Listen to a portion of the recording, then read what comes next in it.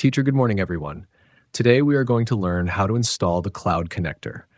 By the end of this session, you should clearly understand the different installation options and how to install it on various operating systems. Let's begin with a simple question. What do you think is the main objective of today's lesson? Pause for students to answer. Exactly. The objective is to learn how to install the Cloud Connector. Introduction to installation options. Now, the Cloud Connector can be installed on different operating systems. Question: can anyone name some common operating systems? Good. The supported ones are Linux, Windows, Mac OS. Now here's something important. Question: do you think the installation process is the same for all systems? Not exactly. While the concept is similar, the steps differ slightly. Installation modes. There are two installation modes, one portable version, two installer version. Quick question: which one do you think is easier to set up, portable or installer? Yes, the portable version is easier. Let's understand why. Portable version. You just extract a compressed file, no admin or root permissions required. You can run multiple instances. Question: why might companies like the portable version? Correct, because it's simple and flexible. On Mac OS, only the portable version is available. Installer version. Now, the installer version is more suitable for real business environments, requires admin root permissions, runs as a background service, daemon service, easy to upgrade while keeping configurations. Question: which version do you think SAP recommends for production?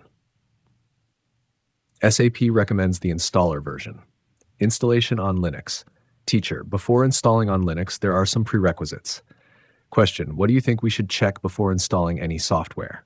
Correct. Here are the key ones. 64-bit supported OS, supported JDK, download correct version, portable or installer. Test portable installation Linux. Teacher, extract the file using a command, navigate to the folder, run the go.sh script. Question: why do we use scripts like go.sh? Yes, to automate the startup process. Installer version. Steps include unzip the file, install using RPM command, runs automatically as a daemon. Question: what is the advantage of running as a daemon? Correct. It runs in the background and restarts automatically after reboot. Service control commands to control the service: start, stop, restart. Question: when would you use the restart command? Exactly, after configuration changes. Number 2, installation on Windows. Let's move to Windows. Question: what additional requirement do you think Windows needs?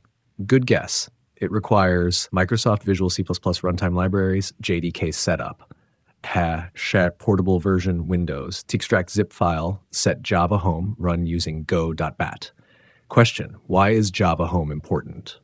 Correct. It tells the system where Java is installed. Installer version.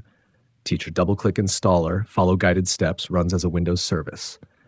Question: where can you manage services in Windows? Yes, in Control Panel, Administrative Tools, Services. Number 3, installation on Mac. Now let's look at Mac OS. Question: do we have both installer and portable versions here? No, only the portable version is available. Extract the tar.gz file, navigate to directory, run go.sh. Question: do you notice something similar with Linux here? Exactly, both use shell scripts. Final recap. Let's quickly revise. Rapid fire questions.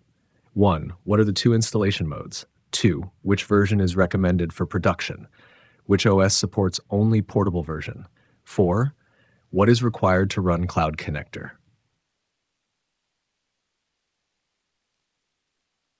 Great job today, everyone. You now understand how to install the Cloud Connector across different operating systems. In the next session, we will explore configuration and connectivity setup. Until then, revise today's concepts and try to recall the commands we discussed. Thank you, and see you in the next class.